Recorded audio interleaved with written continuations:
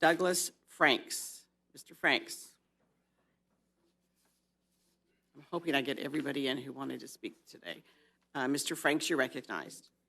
Thank you, Madam Chair. My name is Doug Franks.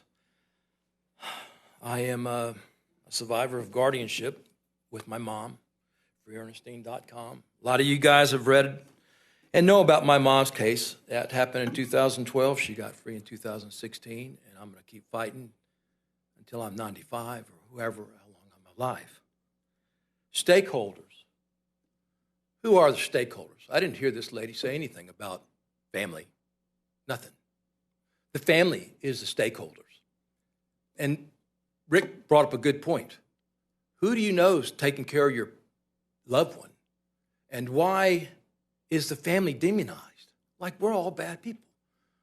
Like I've said before, I know any of the women here would want to have me as their son to fight for them. And that's what I'm going to do for my mom and all the other Ernestines in this state of Florida of 22 million people and in the United States. I want to give you a little history. And again, HB 987, I'll just tell you real quick, that was God putting these two things together so we could hear this agony that these people had and their sadness. That happens to us all the time. My mom had to pay $300 for me to see her, an hour. It's ridiculous. How did we get here? In 2013, a bunch of activists came up to Tallahassee and they spoke. 2016, the OPPG was created for the private guardians. In 2018, we had a WINGS conference that went on. In 2021, the Guardianship Task Force came about. And now today we have this bill in 2022 about a database. And should we have it secret or not, or should we hide these things? Again, like other members have said, this is just common sense. You know, this is the emperor without the clothes. Everyone knows trying to keep this hush only is going to help people making money, the predators. Why do these predators never go to jail? Why do they not have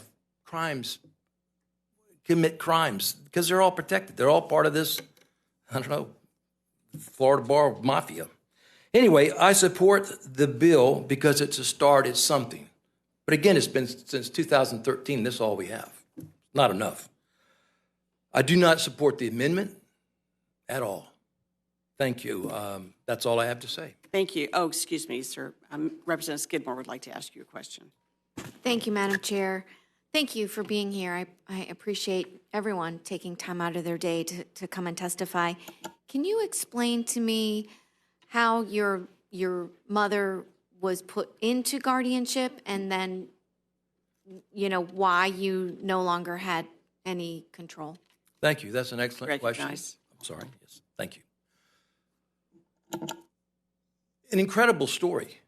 Ernestine, my mom, had all of her advanced directives, testified in court, and even went to a memory care unit or a memory testing for 4 hours, which the neurologist, not a nurse, not a social worker, but a neurologist said, Ms. Franks has a capacity to make the decision who her guardian is and understands ramifications. That was given to the judge. That was ignored. It was ignored. And that's why my mom went into a guardianship, because in all these things, the judge has judicial discretion. And no matter what you have, you can spend $1 million on advanced directives, and the judge can say, Ms. Franks, I know what you want, but I just don't think it's best. And that's it. You're done. You're done. Thank you. Good? Thank you, sir. Thank you, Mr. Franks. I'll just remind members that we have another bill. We're getting close. So if you have a question for Mr. Franks related to his testimony on the bill, please ask it. Do you have a question, Representative Robinson? You want to ask him later? Go ahead. Mr. Franks. Thank you, Chair. I guess my question has to do with not being able to see your parent after they become a ward. I mean, even like, I'm familiar with foster care, and I know even you can have supervised visitation then. I'm not understanding why so many people, after their parents became a ward, didn't have visitation. Mr. Franks. Okay.